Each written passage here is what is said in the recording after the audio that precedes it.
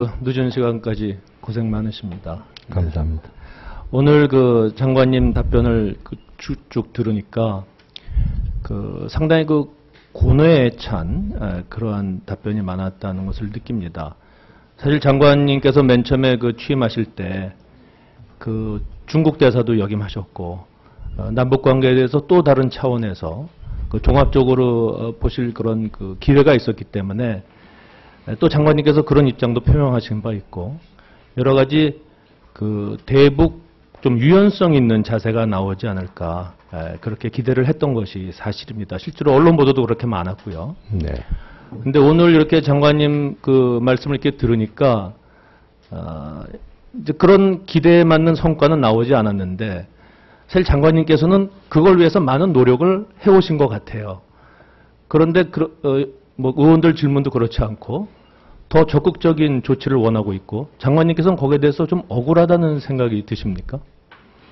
그렇지 않습니다. 이 정책적 노력이라는 것이 노력한다고 다 성과가 나는 것도 아니고 또 어떤 노력은 장기적으로 성과를 내는 것도 있고 또 바탕이 돼서 드러나지 않는 부분도 있기 때문에 굳이 저 개인의 성과 이런 데는 연연하지 않습니다. 네.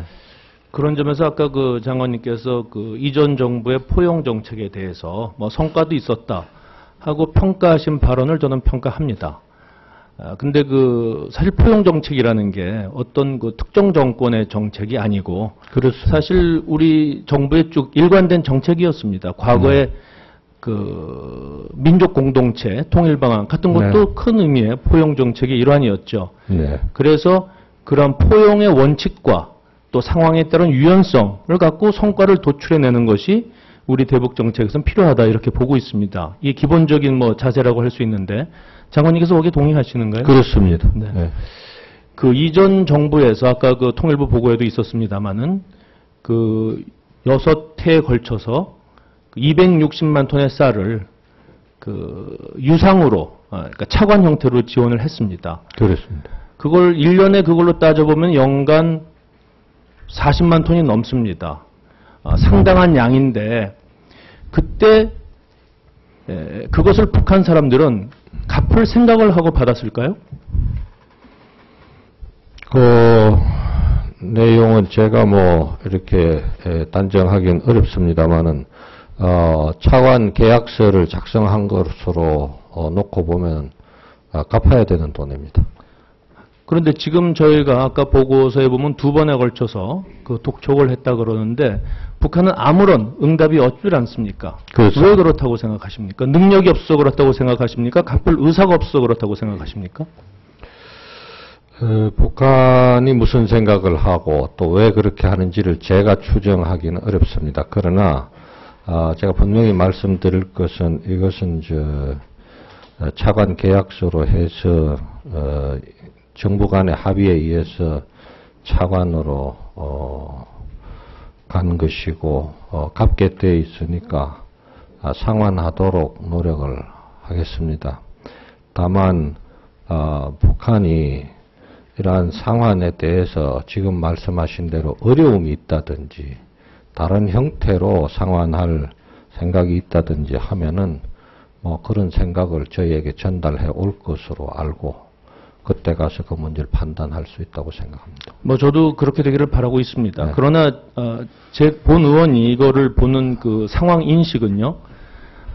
지금 북한은 이거를 애초부터 갚을 생각도 없었고 지금 갚을 능력도 없고 따라서 아무런 응답도 취하지 않고 있다는 것입니다. 그러면 그때 이것을 차관 형태로 지원했던 당시 정부에서도 이거를 북한이 갚을 의사나 능력이 없다는 걸 알고 줬다는 게 제 생각입니다. 즉 이 말씀은 뭐냐면은 40만 톤 이상이나 되는 쌀을 그냥 주면은 무상으로 주면은 이것이 대북 퍼주기다 하는 비난이 있기 때문에 좋게 얘기해서는 고육지계를 쓴 거고 나쁘게 얘기해서는 차관으로 포장을 했다 이겁니다. 이것이 대북 포용 정책에서 소위 퍼주기라는 비난을 받는 상당히 큰 이유가 됐었다. 이것이 우리가 원칙과 유연성을 갖는 대북 정책이 필요한데 원칙적인 면에서 지키지 못했다. 따라서 포용 정책엔 결함이 있다. 이렇게 보는 게 본 의원의 생각입니다. 뭐 장관님 여기서 특별히 하실 말씀 있으십니까? 네, 그때 당시에 양측에서 속으로 무슨 생각을 했는가는 중요하지 않습니다.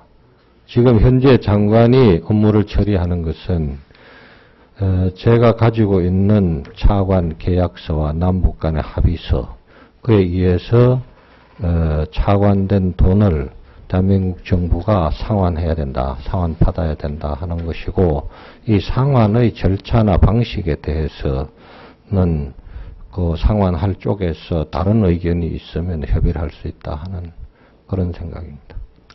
알겠습니다. 앞으로 이 문제는 북한의 반응에 따라서 여러 가지 또 새로운 상황 판단의 요소가 되리라고 보겠습니다. 그렇습니다. 네. 예. 현 정부에 들어와서 금강산 관광이 중단됐고 또 천안함 사건 이후에 5.24 제재 조치가 이행되었습니다.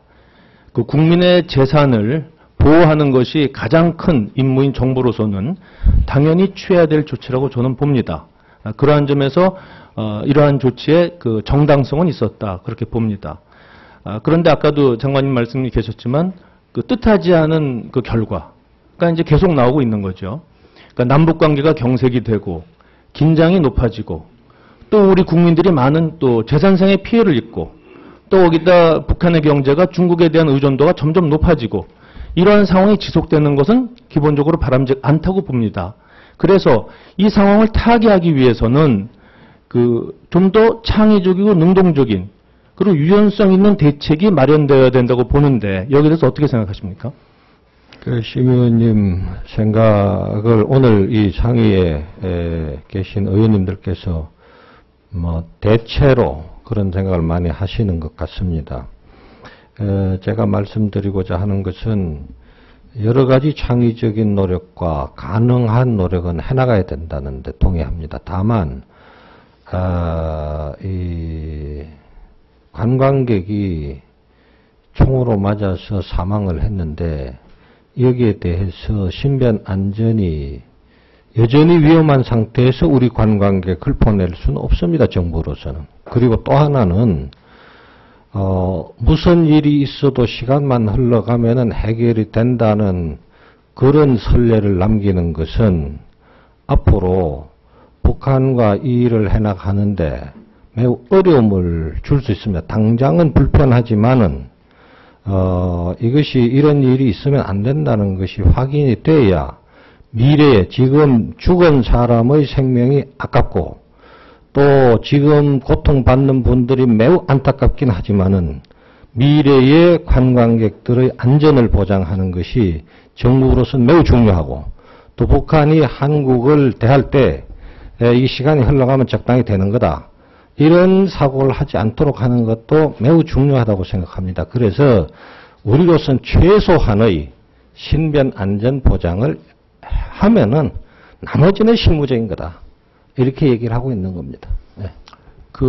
기본적으로 그러한 자세는 정부에서 필요하다고 보고 북한의 여태까지 잘못된 행태를 고치는 데서도 일조를 할 것으로 봅니다. 제가 말씀드리고자 하는 것은 북한이 무엇을 하면 우리도 하겠다. 잘못은 북한에가 있으니까 너희가 먼저 고쳐라. 이런 걸 넘어서 우리가 북한의 변화를 위해서 우리는 어떠한 조치를 취할 수 있느냐는 점에 대해서 좀 더 이 틀을 크게 보고 틀을 창의적으로 보고 해서 그 변화의 물꼬를 우리가 터나가는 게 필요하다고 보는 것입니다.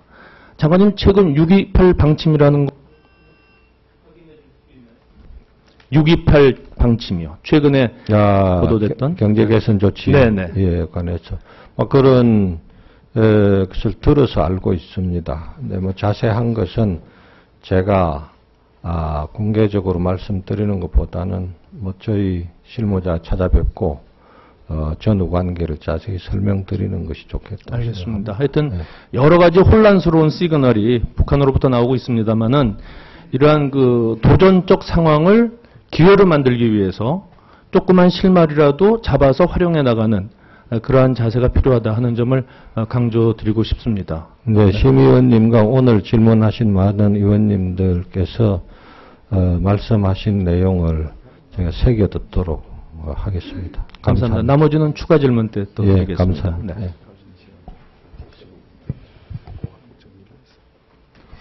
예, 심윤조 위원님 수고하셨습니다. 다음은 존경하는 운행위원님 질의하여 주시기 바랍니다.